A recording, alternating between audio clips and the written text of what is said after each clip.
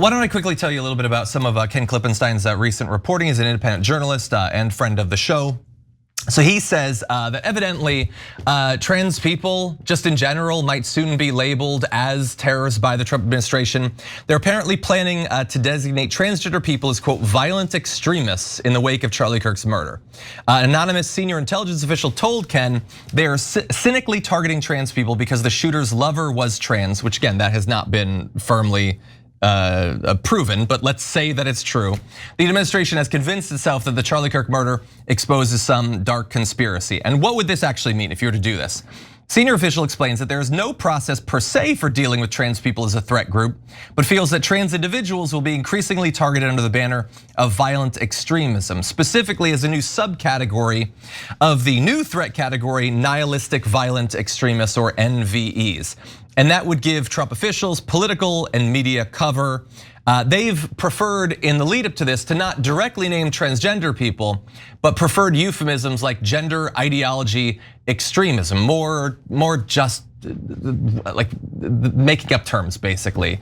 Rather than talking about people as an identity, they pretend that they are not actually people and they have some sort of ideology, which again, the right wing just made up and is pushing. And it's not just idiots like Jesse Waters. It's also idiot members of the Trump family like Don Jr., who posted this scientifically accurate poll. What's the greatest domestic terror threat facing America?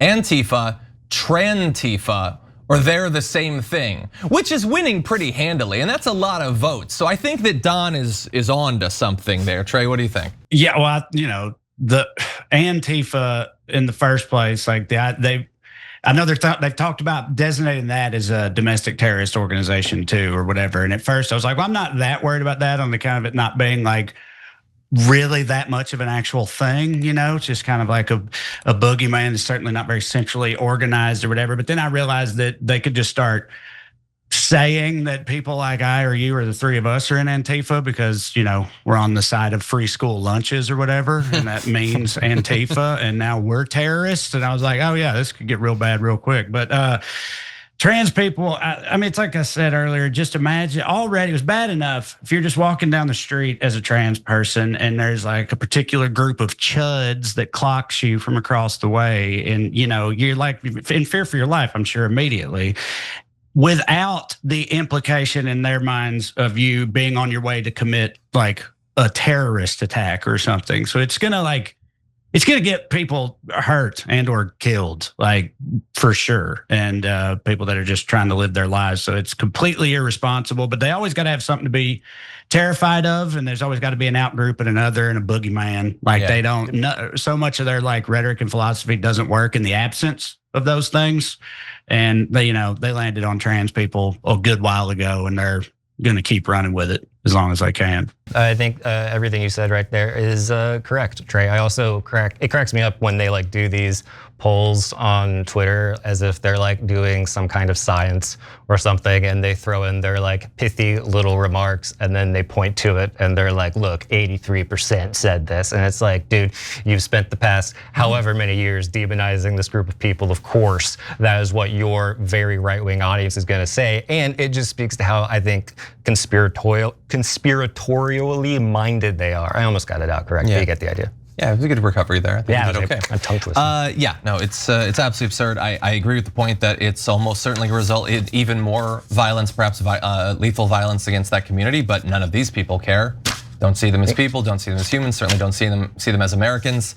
In terms of now they're going to individually classify transgender people, which they can't, as terrorists, in the same way that, as you pointed out, they're designating Antifa as a terrorist organization when it's not an organization, it doesn't have a membership.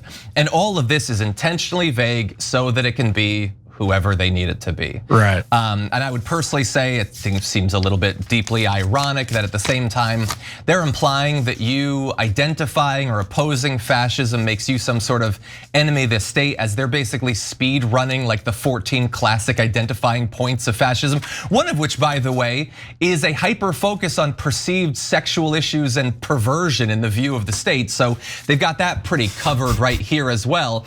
I would just make the general point, although I guess you to identify in this way under your own risk, I think every American, every patriot has an obligation to be vigorously opposed to fascism. We've kind of had that as our thing for generations.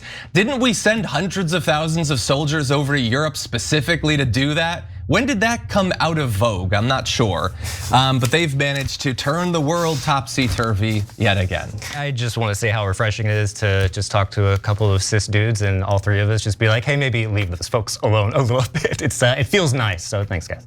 Every time you ring the bell below, an angel gets his wings. Totally not true, but it does keep you updated on our live shows.